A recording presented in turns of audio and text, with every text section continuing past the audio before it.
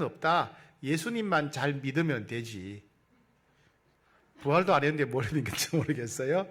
예수님 부활을 안 믿어도 천국만 가면 되지. 이렇게 말하는 분들이 있습니다. 오해해서 그렇습니다. 여러분, 예수님이 부활하지 않으시면 어떻게 될까요? 예수님이 부활하지 않으시면요, 우리는 여전히 죄인입니다. 우리 죄가 해결이 안 돼요. 예수님이 부활하지 않으셨다면 예수님은 평범한 한 사람으로서 죽으신 거예요. 평범한 한 사람으로서 죽었다면 다른 모든 사람 인류의 죄의 문제를 해결할 수가 없습니다. 예수님이 죽은 지 사흘 만에 부활하셨다는 것은 예수님이 하나님과 동등한 분이시라는 겁니다.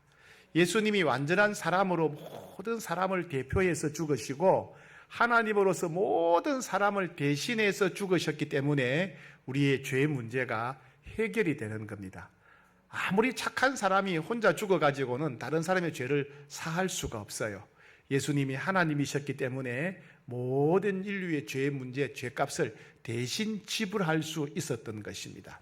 그래서 예수님은 부활을 통해서 예수님이 하나님이시라는 것을 증거하신 것입니다. 그래서 만약 예수님이 부활하지 않으셨다면 우리는 여전히 죄인이고, 그죠? 우리는 여전히 지옥 형벌을 받아야 될 비참한 운명이었습니다. 그래서 예수님이 부활이 없다면 우리는 절대로 죄 용서받을 수가 없어요. 예수님 부활이 없다면 우리는 절대로 하나님의 자녀가 될 수 없어요. 예수님 부활이 없다면 우리 안에 예수 생명, 부활 생명, 영생을 우리가 가질 수가 없는 겁니다. 예수님이 부활이 없다면 우리는 다시는 예수님을 만날 수가 없고 언제 어디를 가든지 예수님과 동행하는 그런 삶을 살 수가 없습니다. 예수님의 부활이 없다면 예수님의 재림도 없고 우리는 천국에 들어갈 수도 없습니다. 예수님의 부활이 없다면 우리는 죄인이기 때문에 죽으면 심판을 받고 영원히 지옥 형벌을 받게 되는 것입니다. 예수님이 부활하셨기 때문에 우리가 죄를 용서받고 하나님의 자녀가 됐고 영생을 얻었고 천국에 들어갈 수 있게 된 것입니다. 그래서 부활이 중요합니다. 우리는 예배 드릴 때마다, 기도할 때마다 예수님의 부활을 기억해야 됩니다. 예수님이 십자가에서 나의 모든 죄값을 다 감당하셨기 때문에, 예수님이 내가 받아야 할 모든 형벌을 다 받으셨기 때문에 내가 이제 하나님께 나갈 수 있구나, 하나님께 예배 드릴 수 있구나, 예수님이 부활하셨기 때문에 내가 하나님께 기도하고 응답받을 수 있구나 하는 사실을 우리는 기억해야 됩니다. 우리는 장례식 때도 예수님의 부활을 기억해야 됩니다. 예수님이 부활하셨기 때문에 우리도 죽으면 부활하게 되는 겁니다. 예수님이 부활하신 것처럼 우리가 이 땅에서 눈을 감으면 천국에서 눈을 뜨게 되는 것입니다. 예수님 부활하셨기 때문에 우리는 죽으면 사라지는 것이 아니라 천국에서 다시 만나게 되는 것입니다. 우리는 고난과 고통을 받을 때도 예수님의 부활을 기억해야 됩니다. 예수님은 우리를 위해서 대신 죽으실 만큼 우리를 사랑하시는 분입니다. 우리를 위해서 대신 죽으실 만큼 우리를 사랑하시는 분이 우리와 함께 하시고 우리를 돌보시니 우리는 어떤 고난과 고통도 우리는 극복할 수가 있습니다. 예수님이 죽음에서도 부활하셨는데, 죽음을 이기셨는데 불가능한 일이 어디 있겠습니까? 예수님이 죽음에서 부활하셨기 때문에 우리의 모든 고난과 고통에서 우리로 하여금 승리하게 하시는 것입니다. 우리는 외로울 때, 우울할 때, 허무할 때도 부활을 기억해야 됩니다. 왜요? 부활하신 예수님, 성령님을 통해서 우리와 함께 하십니다. 우리가 언제 어디를 가더라도 부활하신 주님이 함께 하십니다. 우리를 보살펴 주시고 우리를 인도해 주십니다. 허무하고 헛된 세상에서 의미 있게 살도록, 가치 있게 살도록, 보람되게 살도록, 행복하게 살도록, 복되게 살도록 하나님께서, 성령님께서, 예수님이 우리를 인도하십니다. 그래서 우리는 외로울 때마다, 허무할 때마다, 그리고 우울할 때마다 예수님의 부활을 기억해야 됩니다. 한 인간의 인생에 있어서 가장 중요한 소식, 가장 급하고 중요한 소식은 예수님이 우리 위해 죽으시고 부활하셨다는 소식입니다. 모든 인류에게 있어서 가장 급하고 중요한 소식은 예수님이 우리를 위해 죽으시고 부활하셨다는 소식입니다. 우리가 이 세상 모든 지식을 다 가졌다 하더라도 예수님의 부활을 모른다면 아직도 아무것도 모르는 것입니다. 우리가 이 세상 지식과 정보 아무것도 몰라도 예수님의 죽음과 부활을 믿는다면 모든 것을 아는 것과 다름이 없습니다. 우리가 살아가면서 누구를 만나든지 간에 우리가 그 사람에게 전해줘야 될 가장 중요한 것은 예수님이 우리 위에 죽으시고 부활하셨다는 소식입니다. 그런데 이렇게 놀라운 부활의 주인공 되신 예수님이 부활하셨을 때 수많은 사람들 가운데, 지구상에 있는 수많은 사람들 가운데 특별히 한 사람을 지명하시고 그 사람을 먼저 만나 주셨습니다. 예수님이 죽음에서 부활하신 다음에 한 사람, 한 여인을 가장 먼저 만나 주셨습니다. 바로 그 여인이 막달라 마리아입니다.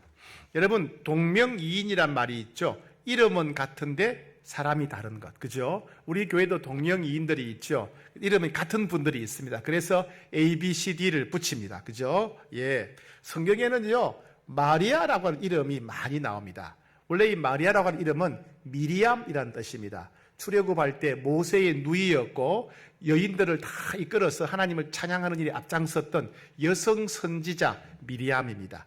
이 미리암은 히브리어고 이걸 아람어나 헬라어로 바꾸면 마리아가 됩니다. 예수님 당시에는 헬라어가 공용어였기 때문에 이 마리아라고 불렀는데 마리아가 미리암을 가리킵니다. 이스라엘 역사상 가장 존경받는 여성 지도자 중에 한 명이 미리암이었기 때문에 여성이 태어나면, 딸이 태어나면 아마 마리아라고 하는 이름을 많이 붙였던 것 같습니다. 그래서 김범석 목사님도 딸을 마리아라 이렇게 붙인 겁니다. 예. 그런데 성경에 보게 되면 마리아라는 사람이 몇 명이냐? 7명이 나와요. 7명. 그러니까 헷갈리는 거예요. 이 마리아가 어느 마리아가 헷갈리는 거예요. 예. 첫 번째 마리아는 누구냐 하면 예수님의 모친 마리아. 성모 마리아라고 그러죠? 예수님의 모친 마리아. 두 번째는요, 베다니 마리아입니다. 바로 죽었다 살아난 나사로, 그 다음에 마르다의 여동생, 베다니에 사는 마르다. 예수님 발에, 예수님 몸에 향유를 부었던 여인, 예, 그 마리아, 예, 베다니의 마리아입니다. 그리고 마가의 어머니 마리아가 있어요. 예수님이 최후의 만찬을 했던 그 다락방, 그리고 성령 강림했던 다락방, 초대 교회의 중심이 되었던 그 마가 다락방, 그 마가의 어머니가 마리아입니다. 그러니까 자기 집을 예수님께 제공할 만큼 아주 헌신적인 여성 제자였죠. 마가의 어머니 마리아. 아마 바나바와 남매가 아닐까 그렇게 추정합니다. 그 다음에 네 번째는요, 로마 교회에도 마리아가 있었어요. 사도 바울이 로마 교회에 로마서를 보내면서 로마 교회를 위해서 충성하고 헌신한 여인 마리아라고 얘기합니다. 마리아. 그 다음에 예수님의 12제자 중에 야고보가 있죠. 야고보. 그 야고보의 어머니도 마리아. 야고보의 어머니 마리아는 이제 알페오의 아내인데 예수님의 여성 제자 중에 한 명이었어요. 또 여섯 번째는 누구냐면 여러분, 엠마오로 가던 두 제자 있죠. 그 중에 한 명이 글로바인데 글로바의 아내 이름도 마리아입니다. 이 글로바의 아내 마리아도 예수님의 여성 제자들 중에 한 명입니다. 그리고 일곱 번째 마리아가 오늘 우리가 함께 살펴보고자 하는 막달라 마리아입니다. 막달라 마리아. 이 막달라 마리아는 막달라 이런 막달라가 아니고, 예, 막달라는 지명입니다. 지명, 지역 이름입니다. 우리도 여러분 충주댁, 김천댁, 광주댁 이렇게 하잖아요, 그죠? 하듯이 마리아가 워낙 많으니까 고향 이름을 앞에 붙인 겁니다. 막달라에서 온 마리아 이런 뜻입니다. 막달라가 어디냐 하면 갈릴리 호수로 말하자면 갈릴리 호수의 시계 방향으로 보자면 갈릴리 호수의 9시 방향, 11시 방향은 가버나움, 1시 방향은 베세다, 9시 방향에 있는 곳이 막달라라고 하는 곳입니다. 막단이라고 하는데 막달라 높은 지역 위에 산 위에 있는데 그 막달라 출신의 마리아가 막달라 마리아입니다. 이 막달라 마리아는 7 귀신에 들려서 큰 고통을 받았는데 예수님을 만난 이후로 예수님이 귀신을 쫓아내 주시고 새 인생을 살게 된 여인입니다. 그리고 그 이후로 예수님을 따르는 여성 제자 중에 한 명이 되었습니다. 그런데 예수님은 여러 여성 제자들이 많았는데, 남성 제자도 있었지만은 여러 여성 제자들이 많았는데 특별히 막달라 마리아를 특별히 소중히 여겼어요. 특별히 기뻐하셨어요. 예. 자, 예를 들면 예수님이 부활하셨을 때 만나고 싶은 사람들이 많으셨겠죠. 예수님이 부활하셨다는 소식을 알려주고 싶은 사람들이 많았을 겁니다. 특히 남자 제자들이겠죠. 그런데 예수님은 그 중에서 막달라 마리아를 제일 먼저 만나 주셨어요. 이건 뭘 말합니까? 여러분, 멀리 여행 갔다 온 뒤에 누구를 제일 만나고 싶습니까? 우리 남자 여러분, 남성 여러분, 우리 군대 다녀오시잖아요. 그죠? 군대에서 휴가 나왔을 때, 제대했을 때 누구를 제일 먼저 만나고 싶습니까? 내가 제일 사랑하는 사람이죠. 그죠? 부모님이라든가, 그죠? 혹은 자녀들, 가족들. 예. 어디 갔다 오면 내가 사랑하는 사람을 제일 먼저, 내게 소중한 사람을 제일 먼저 만나고 싶습니다. 예수님 부활하신 다음에 막달라 마리아를 제일 먼저 만났어요. 여러분에게 좋은 일이 있으면 누군가한테 그 소식을 전해주고 싶은 사람이 있잖아요. 내가 집을 샀다든지, 성령차를 샀다든지, 승진했다든지, 내게 좋은 소식이 있으면 빨리 알려주고 싶은 사람이 있어요. 누굽니까? 내가 사랑하는 사람, 내가 좋아하는 사람. 예, 그죠? 예. 예수님은 부활의 소식을 막달라 마리아에게 제일 먼저 알려주셨어요. 막달라 마리아가 예수님께 매우 소중하고 특별한 사람이었다는 것입니다. 두 번째는 예수님은 막달라 마리아를 예수님의 부활의 최초 증인으로 사용하셨어요. 막달라 마리아가 다른 제자들, 베드로나 요한이나 다른 제자들에게 가서 예수님이 부활하셨다, 예수님이 이렇게 말씀하셨다 소식을 전하게 되었습니다. 이건 놀라운 일이에요. 이번 대통령 선거 때 여러 집단, 지역 간의 갈등과 마찰이 많았습니다. 그 중에 하나가 뭐냐면 이대남, 이대녀 갈등이 있었어요. 그죠? 20대 남성과 20대 여성 간의 갈등, 남녀 차별, 여성 평등에 관한 문제였습니다. 사실 이것은 정치인들의 장난에 휘둘린 거예요. 예. 프랑스가 여성 천국이라 그러는데, 프랑스에서 여성 평등 문제가 언제 최초로 언급되었냐 하면 1789년입니다. 그러니까 지금부터 200년 전에 프랑스에서 비로소 여성 평등이 시작되었다는 이야기예요. 영국은 언제 여성 평등이 법적으로 보장됐냐 하면 1928년입니다. 100년 전에, 겨우 100년 전에 영국에서 남녀 평등이 시작되었어요. 우리나라도 조선시대만 하더라도 남녀가 평등하지 않았습니다. 그죠? 예. 그럼 유럽도 남녀 평등이 법으로 된 것이 100년, 200년 밖에 안 되었습니다.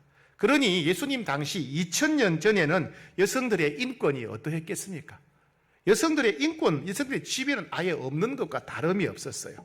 예수님 당시의 이스라엘 사회는 여성들은 사람 취급을 못 받았습니다. 교육도 못 받았고요. 재산권도 행사하지 못했고, 법정에서 아무리 여성들이 많은 사람들이 정언을 해도 여성의 정언은 법정에서 효력이 없었어요. 왜? 사람이 아니기 때문에. 여성들은 남편의 소유물이었습니다. 여성의 할 일은 뭐냐? 아들을 많이 낳는 게 여성의 할 일이었어요.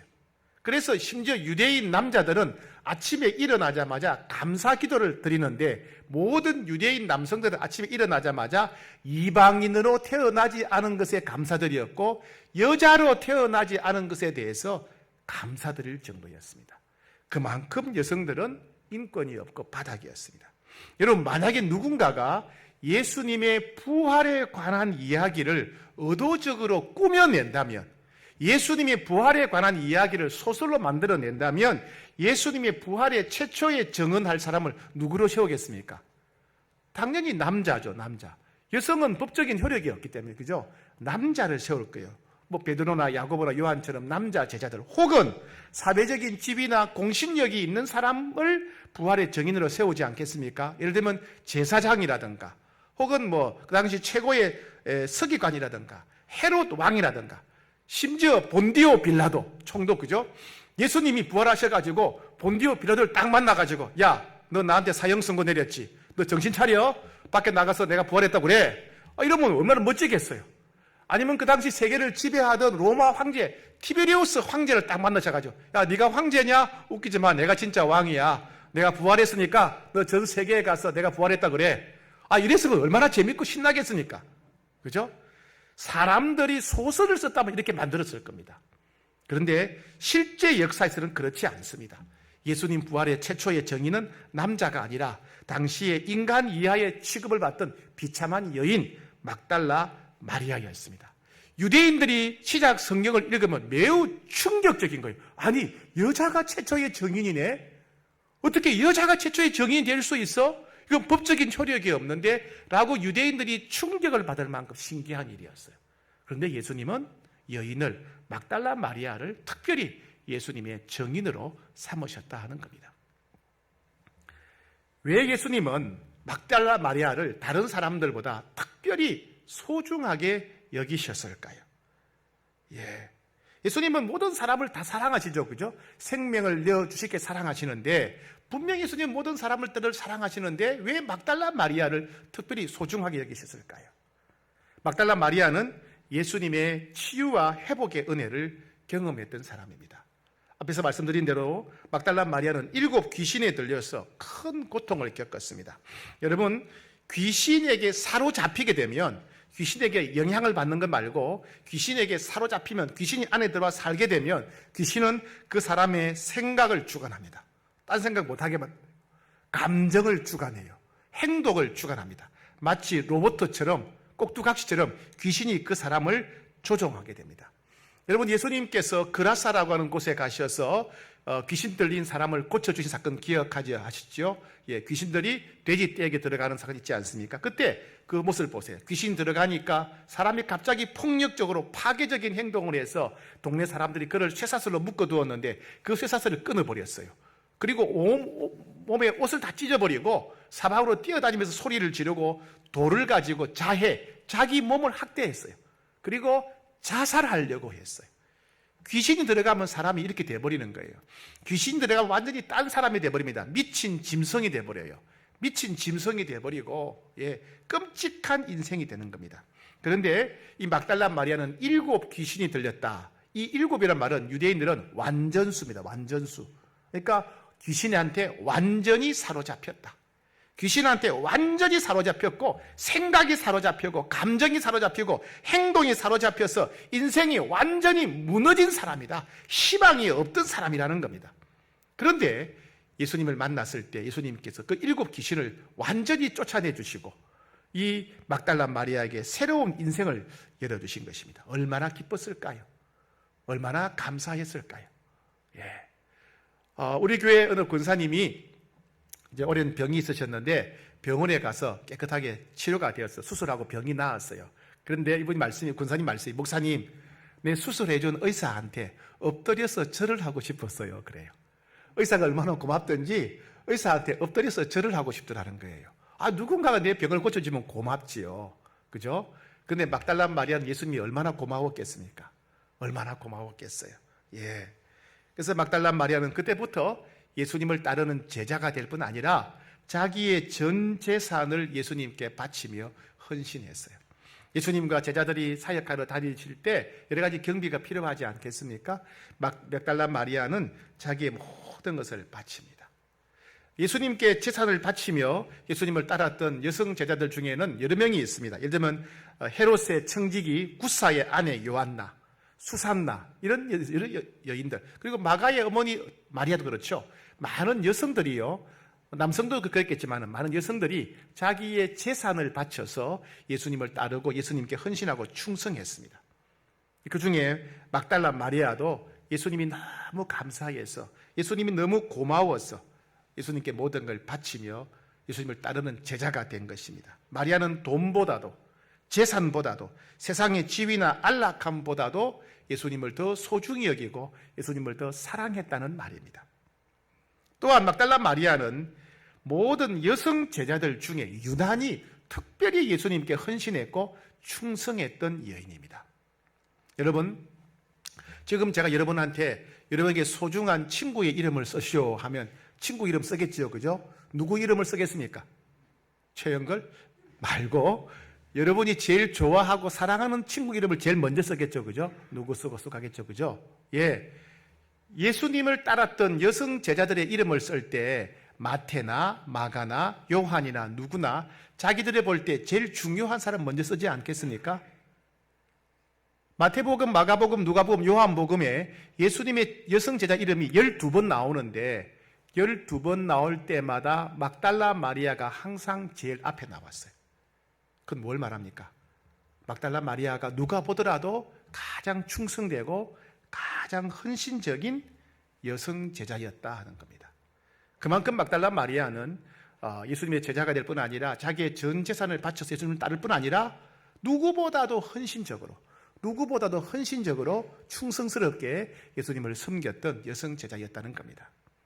그리고 이 예수님을 향한 마리아의 열정과 헌신, 사랑은 여기에 그치지 않습니다.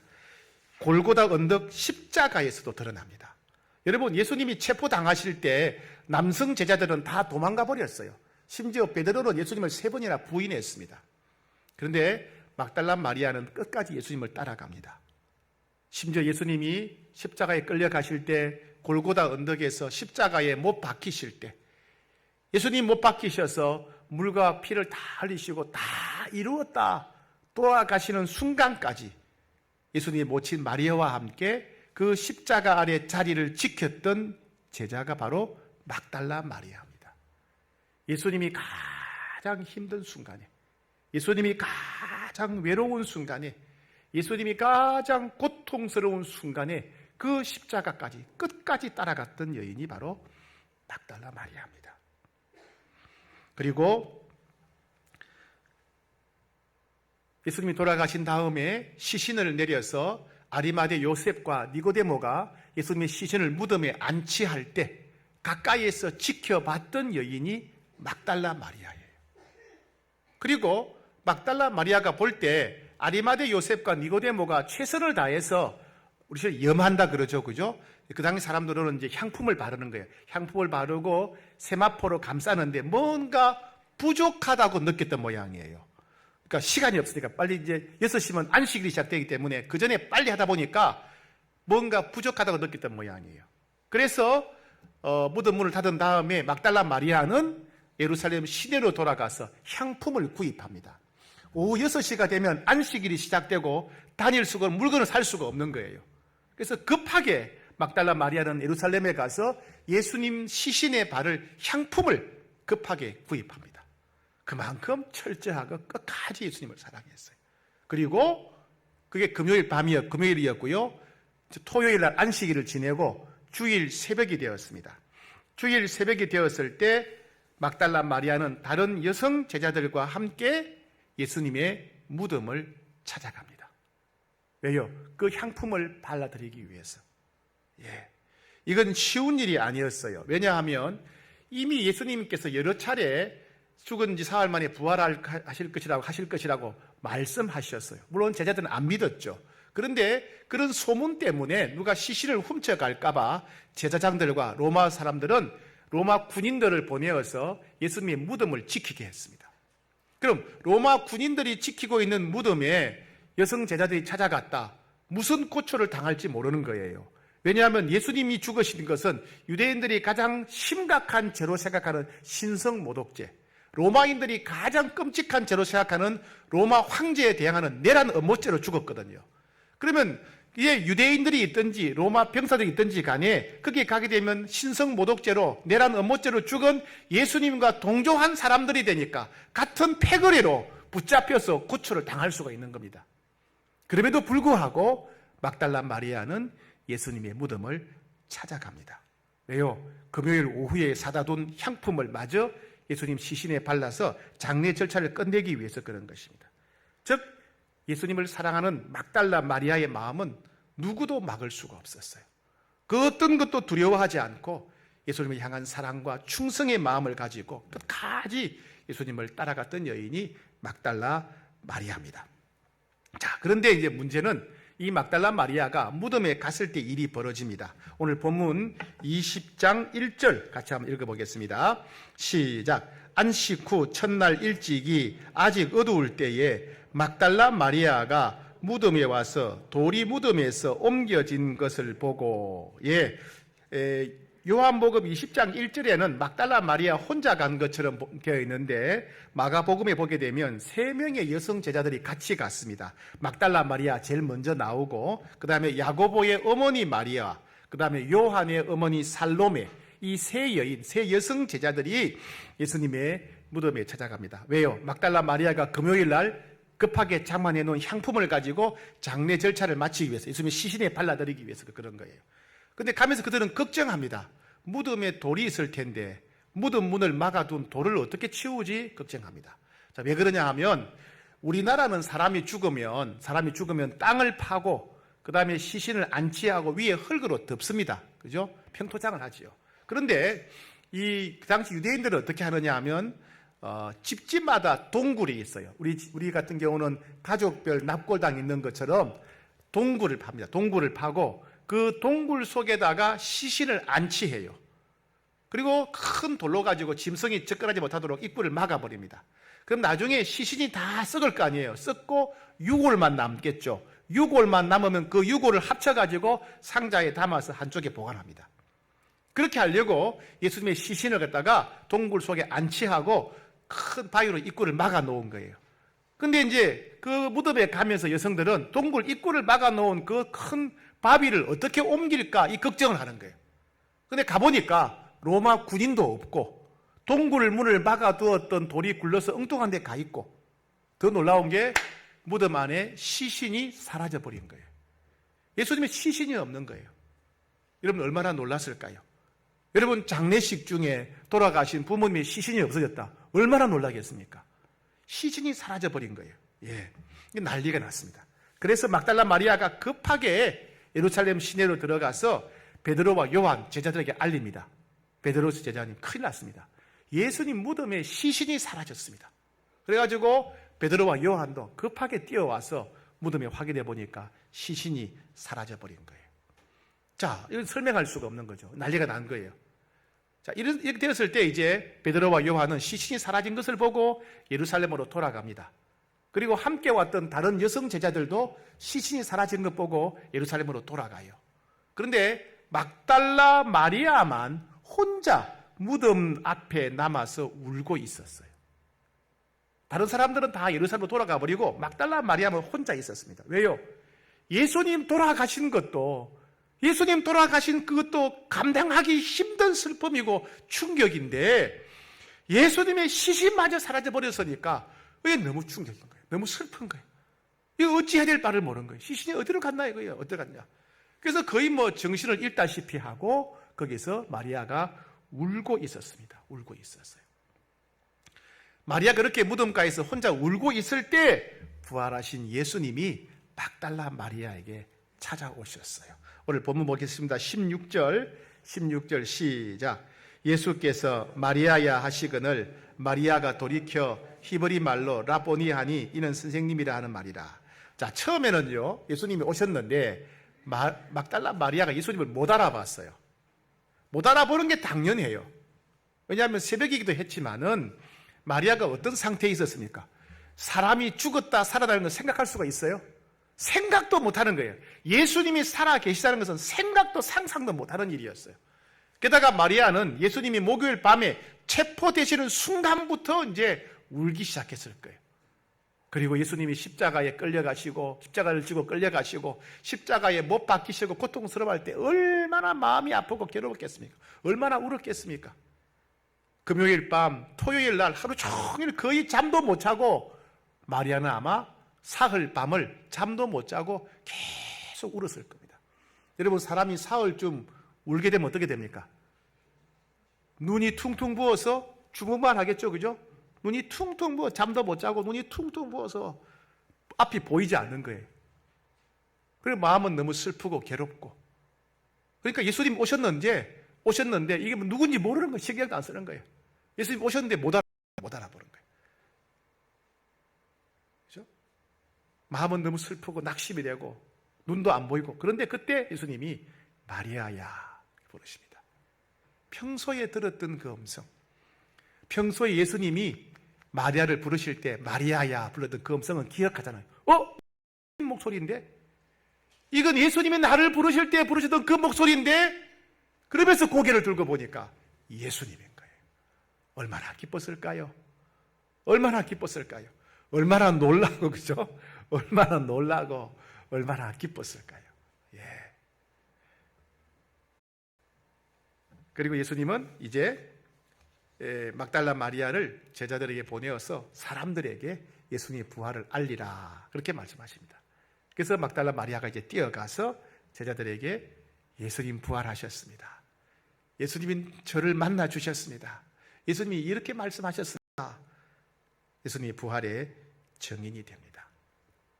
여러분, 예수님이 부활하신 후 막달라 마리아를 제일 먼저 만나 주시고 또 막달라 마리아가 여성임에도 불구하고 최초의 증인으로 삼으셨다는 사실이 왜 중요할까요? 오늘 제가 그 얘기를 왜 할까요? 여러분, 예수님이 다른 사람들보다 더 빨리 만나 주시는 사람이 있다는 것은 주님이 더 빨리 응답해 주시는 사람도 있다는 말이에요. 예. 여러분 각자 오늘 중요한 기도 제목을 안고 오셨지요? 걱정 근심도 많으시죠, 그죠? 그 기도가 언제 응답받기를 원하세요? 빨리, 그죠? 빨리 응답받기를 원하시는 거예요, 그죠? 예. 여러분 가정마다 문제가 많잖아요. 걱정이 많잖아요. 예? 그 문제가 언제 해결되기를 원합니까? 빨리 해결되기를 원하죠. 예. 여러분 진로 때문에 앞길이 답답해서 오신 분이 있을 거예요. 여러분 앞길이 언제 열리기를 원합니까? 지금 당장, 그죠? 빨리 열리기를 원합니다. 여러분 주님은 어떤 사람의 기도에 빨리 응답하실까요? 주님은 어떤 사람을 빨리 만나 주실까요? 주님은 모든 사람, 모든 성도들을 사랑하시는데 특별히 주님이 기뻐하시고 소중히 여기시는 사람들이 있다는 겁니다. 있다는 거예요. 모든 사람을 예수님은 사랑하시고 소중히 여기시지만 특별히 막달라 마리아처럼 예수님을 뜨겁게 사랑하고 진실하게 사랑하고 끝까지 사랑하는 사람을 예수님은 아시고 귀하게 여기시고 소중히 여기시고 특별하게 여기신다는 거예요. 이건 이상한 게 아니에요. 여러분 자녀들 보세요. 여러분 자녀들. 자, 자녀들이 아들, 딸들이 10명이라고 합시다. 그 중에 안 사랑하는 아들, 딸 있나요? 10손가락 깨물어 안 아픈 손가락 없다 그래요. 그죠? 다 사랑하지요. 다 소중히 여기지요. 그죠? 그런데 그 중에 특별히 더 엄마 아빠의 마음을 잘 헤아려드리고 효도 잘하는 딸이 있지요. 그런 애가 한 명도 없어요? 있어요, 그죠? 예. 자녀가 몇 명이라 하더라도, 그 중에 특별히 둘이라 하더라도, 그 중에 한 명이 더 유난히 엄마 아빠의 마음을 잘 헤아려드리고 효도하는 아들 말이에요. 그 효도하는 그 마음이 여러분에게 감동이 되잖아요. 너는 왜 다른 사람보다 나를 더 사랑해? 왜 너는 다른 애들보다 더 효도 많이 해? 기분 나쁘지 않잖아요. 그죠? 더 좋으시죠? 차별하는 게 아니라, 차별하자는 얘기가 아니라, 엄마 아빠의 마음을 잘 알아들이고, 효도 잘하는 사람 때문에 기쁘다는 거예요. 그건 자연스러운 거잖아요. 그죠? 더 효도하는 자녀 때문에 마음이 더 기쁘잖아요. 다, 자녀를 다 사랑하지만은 더 내 마음에 기쁨이 된다는 말이에요. 그건 당연한 거죠. 마찬가지로 그렇습니다. 여러분. 어떤 사람들을 사랑하시지만은 특별히 주님을 진실하게 뜨겁게 끝까지 사랑하는 사람, 그게 주님 마음에 기쁨이 되고 소중함이 된다는 그런 말이에요. 우리는 부활하신 주님을 믿어야 됩니다. 믿음을 넘어서서 주님을 사랑하는 자가 되어야 됩니다. 사랑하는 자.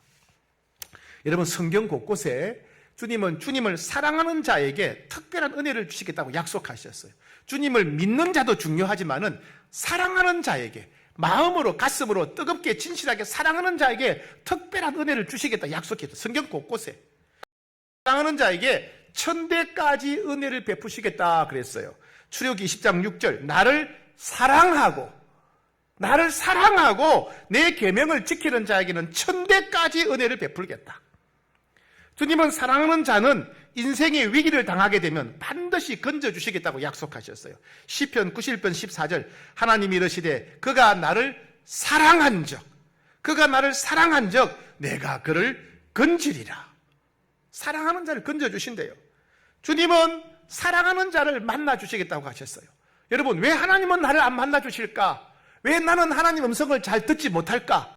예, 잠언 8장 17절 나를 사랑하는 자들이 나의 사랑을 입으며 나를 간절히 찾는 자가 나를 만날 것이다. 주님을 사랑하는 마음, 뜨겁게 진실하게 사랑하는 사람을 만나주시고 말씀을 들려주시겠다는 거예요. 예. 주님은 사랑하는 자에게 재물을 주시고 꼭 주시겠다 그랬습니다. 잠언 8장 21절 나를 사랑하는 자가 재물을 얻어서 그 곳간에 채우게 하려 합니다. 사랑하는 자에게 재물을 주신대요. 주님을 사랑하는 자를 하나님 아버지도 사랑하시고 함께 하시겠다 그러셨어요. 요한복음 14장 나의 계명을 지키는 자라야 나를 사랑하는 자니 나를 사랑하는 자는 내 아버지께도 사랑을 받을 것이다. 요한복음 14장 23절 사랑하는 자와 함께 하신답니다. 예수께 대답하시되 사람이 나를 사랑하면 내 말을 지키리니 내 아버지께 사랑할 것이요 우리가 그에게 가서 그와 함께 하리라. 예수님을 사랑하는 사람들이 예수님의 임재, 하나님의 임재를 더 강하게 경험한다는 거예요. 아, 하나님 정말 살아계시구나. 나와 함께 하시는구나. 누가 그런 체험을 하느냐? 하나님을 사랑하는 사람들이 하나님의 임재를 경험하게 된다는 겁니다. 주님은 주님을 사랑하는 사람에게 사명도 주신답니다. 요한복음 21장 16절 예수님께서 베드로에게 말씀하셨죠. 베드로야, 네가 나를 사랑하느냐? 네가 나를 믿느냐라고 묻지 않으셨어요? 네가 나를 사랑하느냐? 예, 주님 그렇습니다. 내 양을 치라. 내 양을 치라. 주님은 주님을 사랑하는 자에게 사명을 주십니다. 그래서 우리가 예수님의 부활을 믿고 사는 것도 중요하지만은 예수님을 사랑하며 살아갈 때 더 큰 은혜와 복을 누리게 된다는 겁니다. 우리는 오늘 부활하신 주님을 기뻐하며 영광 돌리는 주일을 맞이하고 있습니다. 우리는 예수님의 부활을 믿습니다. 그리고 감사하고, 그죠? 이건 못지않게 중요한 것은 우리도 막달라 마리아처럼 우리 위해 죽으시고 부활하신 예수님을 진실하게 사랑하는 것, 뜨겁게 사랑하는 것, 끝까지 사랑하는 것이 더더욱 중요합니다. 왜요? 예수님은 그렇게 사랑하는 자를 찾으시기 때문에. 예수님은 예수님을 믿을 뿐 아니라 예수님을 뜨겁게 진실하게 사랑하는 사람을 소중히 여기시기 때문에. 예수님은 예수님을 믿을 뿐 알 뿐 아니라 예수님을 사랑하는 사람들에게 특별한 은혜를 베푸시기 때문에 그렇습니다. 여러분, 우리는 돈이 많은 사람, 능력이 많은 사람, 또 실력이 좋은 사람 되고 싶지만은 쉽지 않습니다. 약육강생, 적자생존의 전쟁터 같은 세상에서 내가 누구보다도 유능한 사람이 되는 것 쉽지 않습니다. 내가 누구보다도 돈이 많은 사람이 되는 것 쉽지 않습니다. 그죠? 내가 누구보다도 높은 자리에 올라가서 누구보다도 권력이 센 사람이 되는 것 쉽지 않습니다. 그런데 내가 누구보다도 주님을 더 뜨겁게 사랑하는 것, 이것은 우리가 선택할 수 있어요. 내가 주님을 끝까지 사랑하는 것, 이것 우리가 결단할 수 있는 것입니다. 내가 부자는 선택 못하고 내가 높은 자리에 올라가는 것은 내 힘으로 할 수 없다고 하더라도 내가 주님을 뜨겁게 사랑하는 것, 끝까지 진실하게 사랑하는 것은 우리가 선택하고 결단할 수 있는 것입니다. 올해 또 우리가 부활절을 맞이했습니다. 여러분, 작년 부활절보다 올해 부활절에 여러분 예수님을 얼마나 더 사랑하게 되었습니까? 우리는 내가 내 주변 사람들을 얼마나 사랑하는가를 돌아보고 더 사랑하려고 애씁니다. 내 아내나 내 남편을 더 사랑하려고 애쓰고, 우리 부모님께 더 효도하려고 애쓰고, 내 아들과 딸들을 더 사랑하려고 애씁니다. 그런데 예수님을 얼마나 더 사랑하려고 애쓰고 노력하고 있습니까? 여러분, 코로나 바이러스 시대를 지나면서 예배가 귀찮게 느껴지지 않습니까? 교회 나와서 섬기고 봉사하는 것이 부담스럽게 느껴지지 않습니까? 주님이 맡기신 사명보다 내가 원하는 야망이 더 중요하게 소중하게 느껴지지 않습니까? 십자가를 지고 주님을 따르는 것이 무겁고 불편하고 억울하고 손해보는 것처럼 느껴지지 않습니까? 내 마음에 안 들면 서운하고 상처받았다고 생각하지 않습니까? 왜요?